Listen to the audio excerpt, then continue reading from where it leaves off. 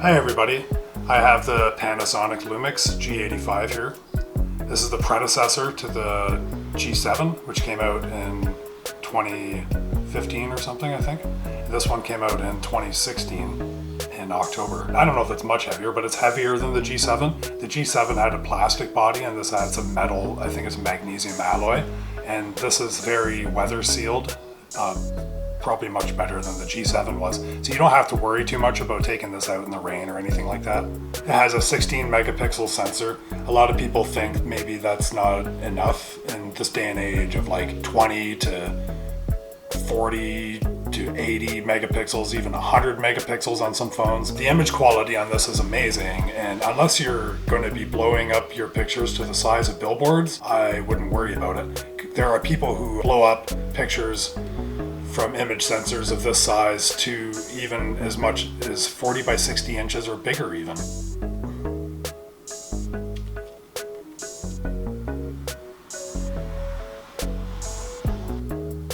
Another thing I really like about Panasonic styling is how they combine the old with the new, how they retain some of the old dials, the way that cameras traditionally look, with a bit more of a futuristic and forward-going progressive style, like this one ring right here.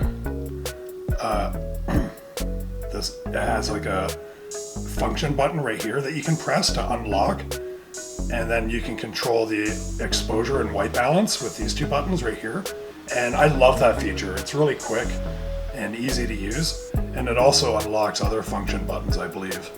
There are 11 function buttons on this camera, placed all over the place for varying reasons, but I'm pretty sure all of them can be set to do various things, except for maybe this function 11 button on top. Another great feature about this camera is when you set the exposure wheel to P for program mode, you can set the aperture and the shutter speed to move in tandem using these two wheels.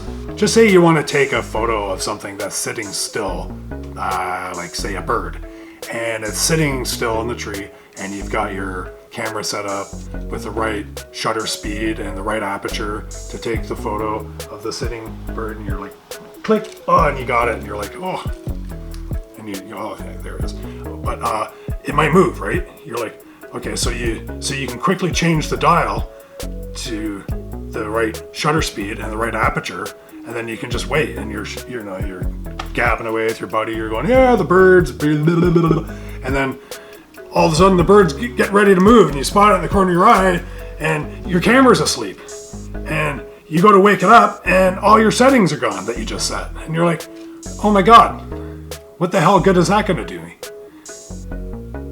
Exactly. Well, this camera does not do that. When it wakes up, your setting's still going to be there. Good thinking, eh? Panasonic, forward thinking. This dial right here too, this exposure F11 function button, is actually a thing invented by Olympus. So thank you very much, Olympus. I guess Panasonic somehow appropriated their technology into their own. But I'm not going to complain, are you? I like it. There's also a nice little flash that pops up in case you're in a spot where you need more exposure for obvious reasons. Another great thing about this camera is the capacitive touchscreen. Panasonic actually helped to pioneer some of this technology, and it's great to see that it's just improving over time and getting much better. One of the greatest things about this camera too is I think it's 5-axis image stabilization, IBIS, in-body image stabilization, and it also works well with the lenses in combination with the body, so you can have super steady images. It's much steadier than if they weren't talking to each other. There's also an intelligent auto mode, so if you want to hand this camera over to a stranger who knows nothing about how you set this up for your professional, and you're taking all your professional photos of your cat and your mushrooms that you're growing at home. So you know what I mean? Like, you're just gonna hand this to some guy while you're on vacation to get him to take a photo of you, but he has no idea. He's like fumbling around and everything. Just put it in intelligent auto mode. If you just put it in intelligent auto mode, it pretty much becomes a point and shoot camera that any fool can operate. So you're good to go. Well, that's on your exposure wheel as well. But then you also have your photograph wheel over here with your bracketing and your timer and all that jazz. I forget what they call this wheel. Your custom wheel, maybe? I don't know. It's a good wheel though.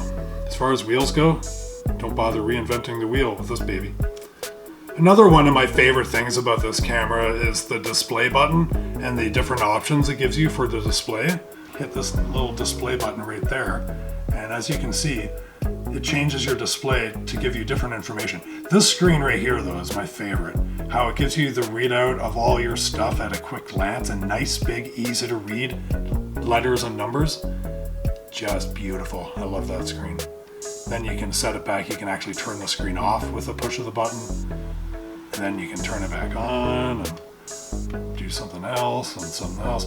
So this camera has a neat little jog dial thing menu right down here. And it shows you the ISO, the white balance, and there's another function button.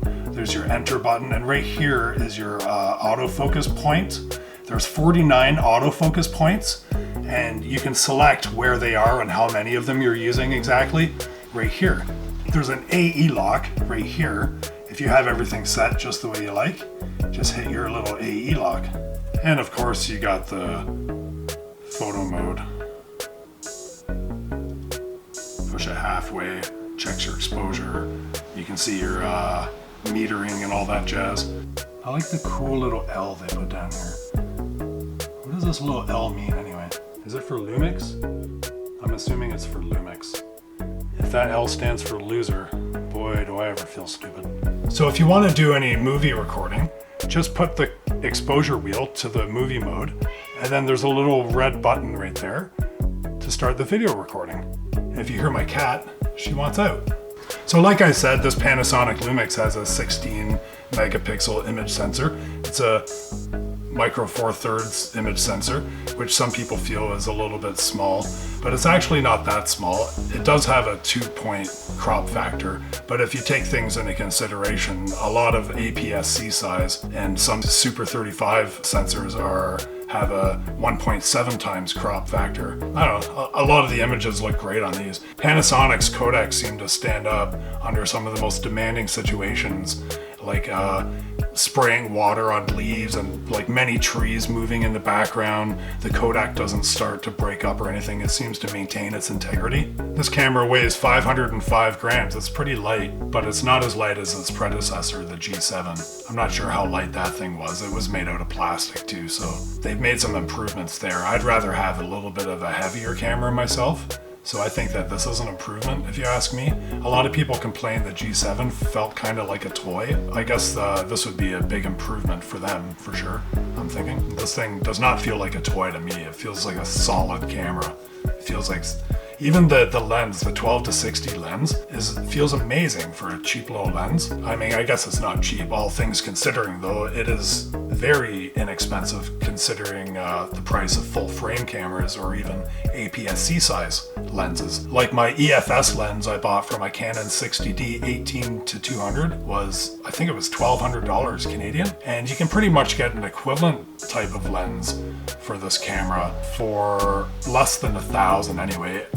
But you could pretty much get an equivalent type of lens for this camera for probably about $700 or $800. You could save yourself like $300 or $400 depending. And they're much smaller, much lighter, more compact, easier to take around with you everywhere.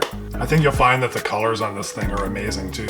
You can just set a nice neutral color profile within the menu, and then that way you won't have to really adjust much in post. A lot of people seem to find that the natural colors are good enough for them. So that's about all I have to say about the Panasonic G85. If you liked the video, please like and subscribe. It could help us out a lot. Thanks a lot, and we'll see you next time.